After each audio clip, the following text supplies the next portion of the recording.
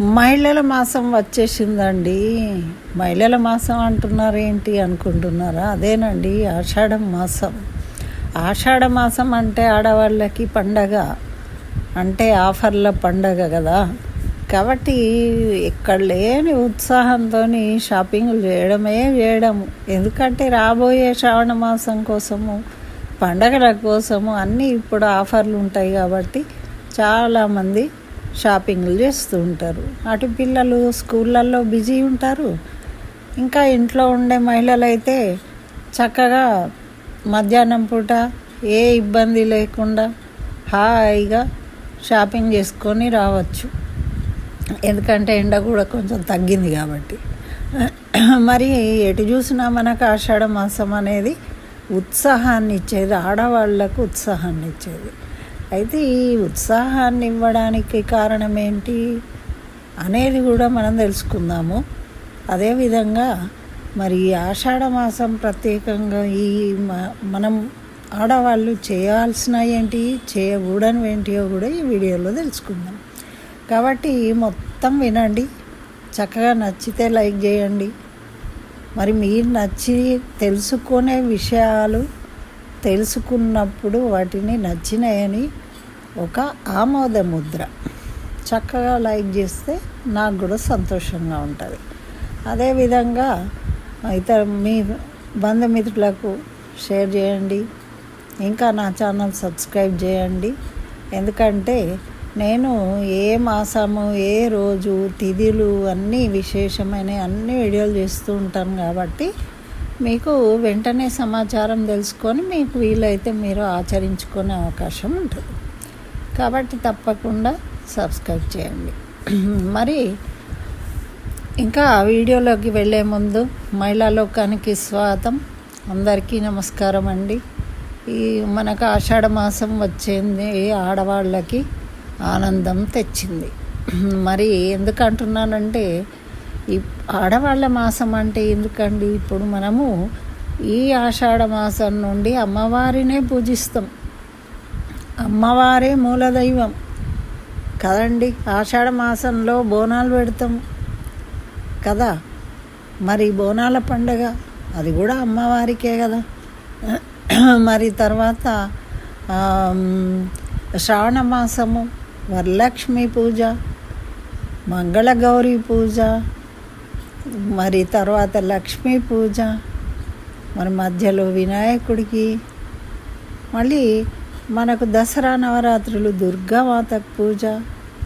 ఇట్లా మనము మళ్ళీ సంక్రాంతి వరకు అన్నీ కూడా స్త్రీమూర్తులను ఆరాధించడం ఉంటుంది కదండి. కాబట్టి మనకు అంత ఉత్సాహంగా ఉంటుంది అన్నమాట. అది కారణం. నేను ముందు చెప్పాను కదా, మనకు ఎందుకు ఉత్సాహం ఉంటుందంటే ఇప్పుడు పవర్గా ఉంటారనమాట ఆడవాళ్ళు. జోష్లో ఉండే కాలం ఇది, దక్షిణాయనం. కాబట్టి మంచిగా ఉత్సాహంగా ఉంటామన్నమాట. మళ్ళీ అదేవిధంగా కొత్తగా పెళ్ళైన అమ్మాయిలు అత్తగారింటి నుంచి తల్లిగారింటికి రావడము, ఆనందించడము, అదో వేడుక జరుపుకుంటూ ఉంటారు. ఇక ఇవాళ రేపైతే ఎక్కడో ఉంటున్నారు కాబట్టి ఏదో అలా వచ్చి వెళ్తూ ఉన్నారు, లేకపోతే అత్తగారి దగ్గర ఉండట్లేదు కదండి.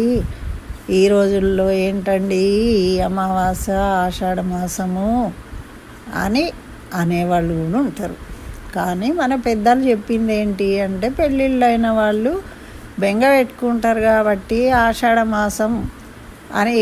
ఇప్పుడు పండగలు ఉండవు కాబట్టి చాలా రోజులు అయ్యే వరకు అంటే పిల్లలు బెంగ పెట్టుకుంటారు కాబట్టి ఆ విధంగా ఒక వేడుకను మన కోసము నియమంగా పెట్టిండ్రు. ఆ అమ్మాయిని తీసుకొని వచ్చి ఓ 4 రోజులు ఉంచుకొని చక్కగా చూసుకొని ఆనందించినాక మళ్ళీ ఆమెకి ఆనందంగా భర్తతో కలిసి వెళ్ళిపోతుంది అన్నమాట. ఆ విధంగా అయితే మరి దీంతో పాటు మనకు ఆఫర్లు. ఎందుకంటే రాబోయే శ్రావణ మాసము, దసరా పండుగకు అన్నిటికీ కూడా ఆలోచిస్తూ ఉంటాం. ఎందుకంటే ఆడవాళ్ళు బడ్జెట్ మన చేతిలోనే ఉంటుంది, ఇంటి బడ్జెట్. కాబట్టి ఆఫర్లలో మంచి మంచి బట్టలు, తక్కువ రేటుకు మంచి బట్టలు రావాలి. మన సంతోషం చూడండి. దాంతోపాటు మనకు గిఫ్ట్లు ఆఫర్లు ఉంటాయి. ఇంకా మరి గిఫ్టుల కోసం బట్టలు కొంటున్నామా, బట్టల కోసం గిఫ్టులు తెచ్చుకుంటున్నామా అర్థం కాని పరిస్థితి ఉంటుంది. ఎందుకంటే వాడు ఏం చేస్తాడు, 1500కు గిఫ్ట్ అంటాడు, మనకు 1200 అయితే ఇంకా 300 ఏదో ఒకటి కొనేసి ఆ గిఫ్ట్ తీసుకుందాము అనే సంతోషంలో మనం ఇంకా ఎక్కువ మళ్ళీ ఇంకో 500 షాపింగ్ చేస్తాం అన్నమాట. ఎందుకంటే కరెక్ట్గా 300 కాదు, అది వాడికి లాభం. ఇది మనకు సంతోషం, గిఫ్ట్ వచ్చింది అని చాలా. అయితే ఎనీహౌ మహిళలందరూ సంతోషంగా ఉండే మాసము ఆషాఢ మాసం. అయితే ఈ ఆషాఢ మాసంలో మనం ఏం చేయాలి అంటే అమ్మవారిని ఆరాధించడము. తప్పకుండా అమ్మవారిని ఆరాధించాలి. ఆరాధించడం అంటే ఏంటండి, రోజు దీపం పెడతాం, పూజ చేసుకుంటాము. అయితే మీకు ఇష్ట దైవం ఎవరైనా అయి ఉండొచ్చు, పార్వతీదేవి అయి ఉండొచ్చు, లక్ష్మీదేవి అయి ఉండొచ్చు, గౌరీదేవి అయి ఉండొచ్చు, ఏ దేవి దేవతలైనా కానీ రోజు దానికి సంబంధించిన స్తోత్రాన్ని పఠించాలి. ఎందుకు అంటే ఇదంతా అమ్మవారి పెత్తనము, ఈ దక్షిణాయనం అంతా. కాబట్టి మనము అమ్మవారిని ద్వారా మన కోరికలను నెరవేర్చుకోవాలన్నమాట. అందుకని అమ్మను పూజించాలి. అమ్మ కదండి తొందరగా జరుగుతుంది, మన కోరికలు నెరవేరుతాయి. అందుకోసం అయితే మనం ఏం చేయాలి, దానికోసం అమ్మవారిని పూజించాలి అంటే మనం ఆనందంగా ఉండి అమ్మను పూజించినప్పుడే అమ్మ మన కోరికలను వింటుంది, నెరవేరుస్తుంది. కానీ మనం చికాకులు, కోపము, కొట్లాటలు ఇళ్ళల్లో పెట్టుకున్నామంటే మాత్రము అన్నీ కటపెట్టలే. ఇక మనం ఎంత బాగుండాలనుకున్నా కూడా మన ఇంటి పరిస్థితి, మన కోపమే మన అంటారు కదండి, మన శత్రువు మన కోపం. మనం ఎంత ప్రశాంతంగా ఆడవాళ్ళు ఉంటే ఆ ఇల్లు అంతా ఆనందంగా వర్ధిల్లుతుంది. పిల్లలు బాగుంటారు, పెద్దలు బాగుంటారు, అందరూ బాగుంటారు. కాబట్టి తప్పకుండా ఈ వర్షాకాలము సర్దులు, దగ్గులు, చిన్న చిన్న ఇబ్బందులు ఎన్నో ఉంటూ ఉంటాయి. కానీ అన్నిటినీ మనము నెగ్గుకుంటూ వస్తూ ఉంటాం ఆడవాళ్ళం. అన్నిటికీ సహనంగా వాటిని పరిష్కరించుకుంటూ ముందుకు వెళ్ళాలి. ఆ అమ్మను కొలవడం వల్ల మనకు అటువంటి సమస్యలే రావు. కాబట్టి తప్పకుండా ఏదో పేరుకు పూజలు చేస్తున్నాం అనకుండా భక్తితో రోజు కనీసం ఒక స్తోత్రాన్ని చదువుకోవడం వల్ల మనకు ఆరోగ్యము, సౌభాగ్యము, ఆనందము కలుగుతాయన్నమాట. అయితే మనము ఏం చేయాలి అంటే చదివేటప్పుడు కొంచెం శ్రద్ధాభక్తులు మన సాంప్రదాయాలను పాటించుకోవాలి. చెప్పాను కదా, ఇంతకుముందు వీడియోలో చెప్పాను, నైటీలు వేసుకొని పూజలు చేయడము ఇలాంటివి చేయకూడదు. ఎందుకు అంటే మనం ఏది చేసినా పవిత్రంగా పద్ధతిగా చేయాలి. చేసినప్పుడే మనం లక్ష్మీదేవిని పూజిస్తూ లక్ష్మి రావాలన్నప్పుడు మనం కూడా లక్ష్మీదేవిలాగానే మనం ఉండాలి. ఆనందంగా చక్కగా మన సాంప్రదాయబద్ధంగా ఉండాలి. అయితే మనము ఆ విధంగా ఉండాలి అన్నప్పుడు మనం కొన్ని నియమాలు పాటించుకోవాలి. అదేవిధంగా ఈ మాసంలోనే మనకు వేడి ఎక్కువ, అసలు మహిళలకు వేడి ఎక్కువ ఉంటుంది, తాపం. మరి ఆ తాపాన్ని బొడగొట్టుకోవాలి, ఆరోగ్యం బాగుండాలి అనే మనం ఆరోగ్య సూత్రంగా మనకు గోరెంటాకు పెట్టుకోవాలి అని చెప్తారు. ఈ ఆషాఢ మాసంలో తప్పకుండా అందరూ ఆడవాళ్ళు, స్త్రీలు అంటే గోరెంటాకు పెట్టుకోవడం అనేది ఒక శుభ సూచకం. అంటే మన ముత్తైదువలు చేతికి మంచిగా గోరెంటాకు పెట్టుకొని ఎర్రగా పండిన చేతులు, మొహాన మంచి ఇంత నుదుటిన కుంకుమ బొట్టు, మెళ్ళో మంగళసూత్రము, చక్కగా చీర కట్టుకొని కాళ్ళకు పట్టీలు వేసుకొని చేతి నిండుగా గాజులు వేసుకొని ఉంటే చూడండి ఎంత కళగా ఉంటారు. మనకెంత వాళ్ళంటే ఎంత గౌరవం అనిపిస్తుంది, వాళ్ళని చూస్తే ఎంత సంతోషం అవుతుంది. అదే మనం కూడా ఆ విధంగా ఆచరించినప్పుడు మనం కూడా అట్లానే అనిపిస్తాం. కాబట్టి దాన్ని మనము అంటే ఇష్టంతో ఆ విధంగా మనము రెడీ కావాలన్నమాట. ఎప్పుడు కళ్ళకు కాటుక పెట్టుకోవడం అనేది స్త్రీలకు అందాన్ని ఇవ్వడమే కాదు, ఆరోగ్యాన్ని కూడా ఇస్తాయి అన్నమాట ఇవన్నీ. కాబట్టి ఆభరణాలు ధరించడం అనేది మన ఆరోగ్య సూత్రం, ఆరోగ్యం కోసం. కాబట్టి తప్పకుండా వీటిని పాటించండి. అమ్మవారిని కొలవండి, చేతికి చక్కగా గోరెంటాకు పెట్టుకోండి, ఆకు తెచ్చి రుబ్బి పెట్టుకోండి కష్టం అనుకోకుండా. ఎందుకు అంటే మనం ఏదో అవి ఏం కలుపుతారో ఏమో మనకు తెలియదు కదండి. అవి ఆరోగ్యానికి మంచిది అవునో కాదు, ఒక్కొక్కసారి నల్లగా మాడిపోతుంటే ఏం బాగుంటుంది. కాబట్టి చక్కగా కొంచెం కష్టం అనకుండా, ఇబ్బంది అయినా కానీ ఎవరినన్నా అడిగి తెలుసుకొని గోరంటాకు తెచ్చుకొని చక్కగా రుబ్బి పెట్టుకోండి. మీ పిల్లల చేతులకు పెట్టండి, కాళ్ళకు పెట్టండి. ఆడపిల్లలు ఉంటే ఎంత అందంగా కనిపిస్తాయండి చేతులు నిజంగా. కాబట్టి ఇవి మాత్రం తప్పకుండా ఆచరించండి. అదేవిధంగా ఇక చేయకూడని పనులు ఏమున్నాయంటే, మనము మన ఇష్టమున్న దేవతను ఆరాధించాలి అన్నప్పుడు ఈ మధ్యన చాలా వస్తున్నాయండి. ఇప్పుడు శ్యామలాదేవి అని, బగలాంబికాదేవి అని, ఇంకా వారాహి అని, ఇవన్నీ ఎన్నో దేవతల పేర్లు ఆరాధనలు వస్తున్నాయి. ఆ దేవతలందరూ ఉన్నారు, మన అమ్మ శక్తి రూపాలే అవన్నీ. అమ్మ శాంతి రూపంగా మనం పూజిస్తున్నాం. అయితే ఆ అమ్మలో ఉన్న వివిధ రకాలైన శక్తులను వివిధ రూపాలన్నమాట. మరి ఆ రూపాలను పూజించాలంటే పిండి కొద్ది రొట్టె అంటారు. వాటి మంత్రాలు కూడా చాలా పవర్ఫుల్ అండి. ఈ మంత్రం కనుక జపిస్తే మీకు వెంటనే ఫలితం అంటారు. అంటే వెంటనే ఫలితం వస్తుందండి, కానీ దానికి అంత పవర్ ఉన్నప్పుడు దానికి తగిన నియమాలు మనం పాటించాలి. దానికి తగినట్టుగా ఆహార నియమాలు ఉండాలి. దానికి తగినట్టుగా మనం స్పష్టంగా పలకగలగాలి. దానికి ఆ నియమాలు పాటించకుండా మనము అటువంటి మంత్రాలను చదవడము, అటువంటి స్తోత్రాలను చదవడం వల్ల మనకే తిరిగి ఇబ్బందులు తగులుతాయి. ఇప్పుడు ఒక స్ప్రింగ్, ఒక బాలును నేలకేసి కొడితే అది మళ్ళీ పైకి వస్తుంది.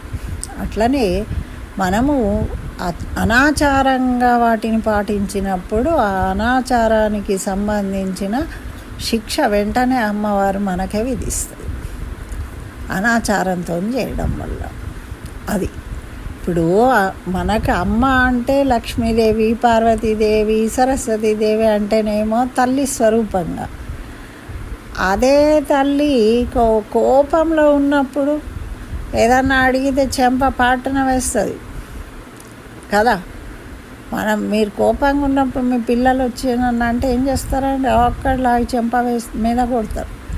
అట్లనే అమ్మవారు కూడా సహించదు అట్లాంటి తప్పులను. కాబట్టి మనం అటువంటి వాటి జోలికి పోకూడదనే నేను చెప్తా. మనం మంచిగా లక్ష్మీదేవిని పూజించుకుందాం, గౌరీదేవిని పూజించుకుందాం. మనకు ఉన్నాయి కదా అమ్మలు, 3 అమ్మలు ఉన్నారు, వాటిని పూజించుకుందాం. ఏదైనా విశేషమైన రోజులు వచ్చినప్పుడు దుర్గాదేవిని పూజిస్తాము, దసరా అప్పుడు. కాబట్టి దయచేసి అటువంటి మంత్రాలను స్వీకరించకండి. ఇప్పుడు టీవీలలోనే చెప్పేసి మంత్రం మీరు చేసుకోండి అని వాళ్ళు చెప్తారు, కానీ అంత కఠిన నియమాలను మనము పాటించలేము. ఒకవేళ కఠిన నియమాలు పాటించినా మన కోరిక చిన్నది, అమ్మ శక్తి గొప్పది. అంత శక్తి మన మీద ప్రభావం చూపినప్పుడు కూడా ఒక్కొక్కసారి ఏమంటారండి, అంత అదృష్టానికి దేవుడికే కన్నుగుట్టింది, దేవుడే చూడలే బుద్ధిగాక ఇట్లా అయిపోయింది ఈమె ఆరోగ్యం అట. అంటే ఏంటి, మనకు ఎంత అవసరమో అంత కాకుండా ఆ అమ్మకున్న శక్తి అంతా మన మీద ప్రభావం చూపినప్పుడు మనకు ఒక్కొక్కసారి అనుకోని విధంగా సంఘటనలు జరిగే అవకాశాలు కూడా ఉంటాయి. కాబట్టి ఇది జాగ్రత్తగా అర్థం చేసుకోవాలని మీకు చెప్తున్నా. కాబట్టి అటువంటి ఏవి చేయకండి. చక్కగా మనకు సాత్వికంగా ఉన్న లక్ష్మీదేవిని, మంచి గౌరీదేవిని, పార్వతీదేవిని, మనకు శ్రావణమాసం మంగళవారం ఇవన్నీ దేవతలే కదా, ఇవి ఆరాధించుకుందాం. మనకు నచ్చిన స్తోత్రాలను వినండి, చదవండి. చదవవస్తే చక్కగా స్పష్టంగా చదువుకోండి. ఇటువంటి చదువుకోవడం వల్ల లలిత సహస్రనామం చదువుకోవచ్చు అమ్మవారిని, అది కూడా మంచిదే. కాకపోతే లలిత సహస్రనామం లాంటి బీజాక్షరాలు ఉంటాయి కాబట్టి మనం చదివేటప్పుడు చాలా ప్రసన్నంగా, ఓపికగా, తప్పులు లేకుండా చదవాలి. మరి రోజు నియమంగా చదువుకోవాల్సి ఉంటుంది, అది అంత పెద్దది కాబట్టి మీరు చదవగలిగే అవకాశం ఉందా లేదా ముందే డిసైడ్ చేసుకొని మొదలుపెట్టుకోండి. లేదండి ఏదో ఒకరోజు చదువుకుంటాము అంటే అట్లా కూడా చదువుకోవచ్చు. అయితే ఇవి ఎందుకు క్లియర్గా చెప్పాలి అని అంటే, మనకు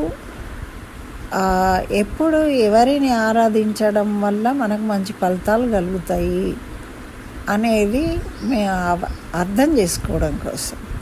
కాబట్టి మనకు వీలైనంతగా మనకు శక్తి ఎంత ఉంటుందో ఆ విధంగానే మనము పూజలను చేసుకోవాలి.